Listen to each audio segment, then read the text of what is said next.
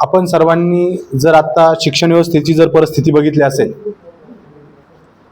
तर नीटची परीक्षा पेपर फुटीमुळे रद्द करण्यात आली आणि परीक्षा रद्द झाल्यामुळे काही लाखो विद्यार्थ्यांचं नुकसान झालेलं आहे।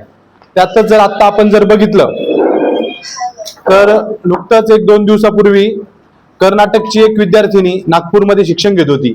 शिक्षण घेत असताना तिला परीक्षा दिल्यानंतर तिला गॅरंटी होती की मला 350च्या आसपास मार्क पडतील, पण जेव्हा परीक्षा रद्द झाली त्यानंतर तिने आई वडिलांच्या नावाने एक चिठ्ठी लिहून ठेवली की आई बाबा मी पुन्हा नीटच्या परीक्षेला सामोरे जाऊ शकत नाही, आणि तिने आत्महत्या केली।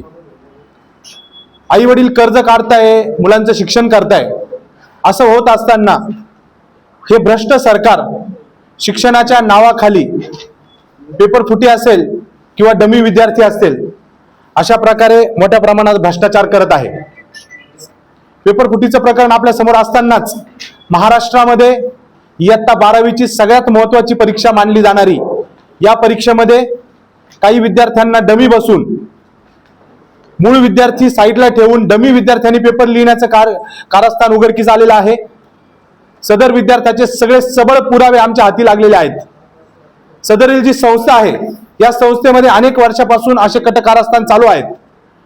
आपण जर बघितलं तर 12वीची परीक्षा जर एखादा विद्यार्थी पास झाला तरच तो नीटची परीक्षा देऊ शकतो आणि तो पुढच्या वर्गात जाऊ शकतो, पण हे भ्रष्ट सरकार पैशाच्या आहारी जाऊन विद्यार्थ्यांना डमी बसून, आणि विशेष म्हणजे डमी बसवत असताना जो संस्था चालक आहे त्या संस्था चालकाच्या कॅबिनमध्ये बसून पेपर लिहिण्याचं कारस्थान या ठिकाणी उघड आलेलं आहे।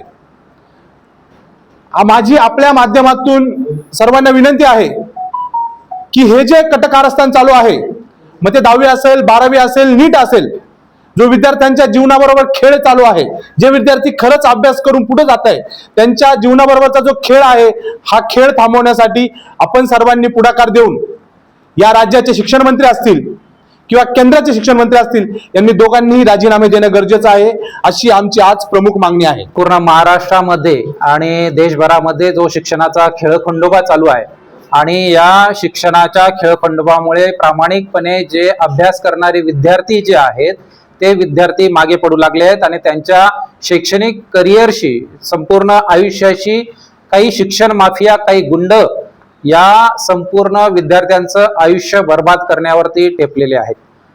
याच्या अनुषंगाने अतिशय सविस्तर आणि पुराव्यासह आपण आजच्या या पत्रकार परिषदेमध्ये संपूर्ण राज्याचं, संपूर्ण प्रामाणिक विद्यार्थ्यांचं, मंत्रिमंडळाचं आणि खास करून आपले सन्मान्य शिक्षण जे आपले मंत्री महोदय आहेत ते त्यांचं सुद्धा लक्ष आपण या माध्यमातून वेधणार आहोत।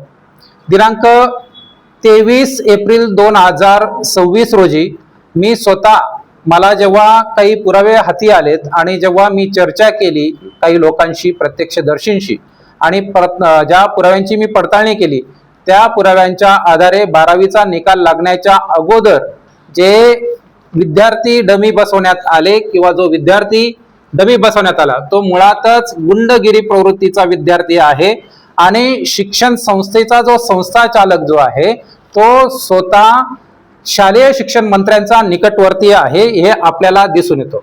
नासिक में नेट पेपर फुटने का प्रकार फिर हुआ है। बागलान तालुके में जन सौंदर्य का वहाँ पे एक जन सही करके दूसरे को पेपर लिखने को मिला है। नहीं, इसका रूट कहाँ है ये ढूंढना पड़ेगा, उसकी जिम्मेदारी पुलिस लोगों की है।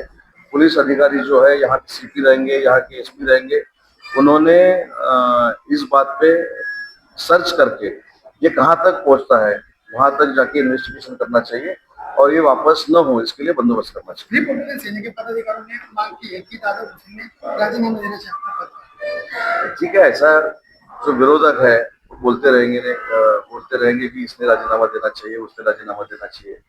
जो कुछ कड़ी से कड़ी कार्रवाई उनके ऊपर, जिन्होंने पेपर का ये कुछ मसला किया है उसके बारे में कड़ी से कड़ी कार्रवाई होनी चाहिए, हमारी मांग है।